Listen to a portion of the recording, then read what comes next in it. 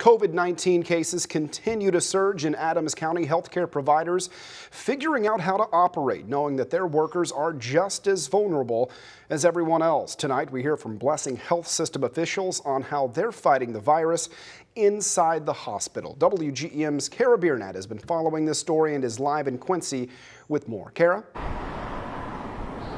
Dylan, officials here at Blessing Hospital say 24 employees have tested positive for COVID-19 since March. Tonight, 4 nurses are out of work after testing positive, and officials say everyone's safety is top of mind as they work to fight a surge of COVID-19 cases in the community.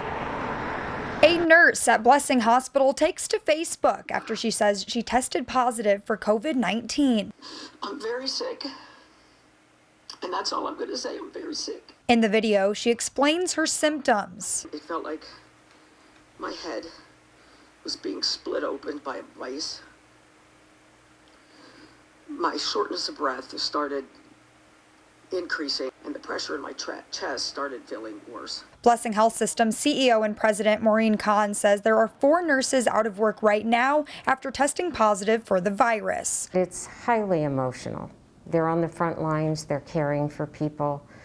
We're giving them everything to protect them, and they don't know how it's happened. Amid a surge of cases in the county and a record high 17 hospitalizations, officials say precautions are in place to protect patients and the people on the front lines. When we do have employees that we identify as sick, our infection prevention team quickly identifies them, figures out whether they need to be tested or not. If so, they go home, and we use CDC guidelines to determine whether they need to stay home from work and when they can return. Chief Nursing Officer Tim Traynor says they did cross-training with staff early on to prevent a nurse shortage if they were to see a surge. If we have to isolate staff from an exposure standpoint, we do have the availability to pull staff from other areas to kind of cross-cover into those. Kahn says every person who enters the hospital is screened at the door and required to wear a mask. Bedside employees wear face shields, and they have enough PPE for all employees. Those working on the front lines leave the community with one message. We all need to have empathy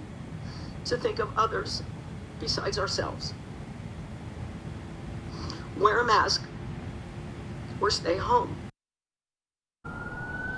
Kahn says if you do test positive for the virus, it's important to be honest while they do contact tracing. She says this will allow them to better monitor exposure for employees and patients. Live in Quincy, Kara Biernat, WGEM News.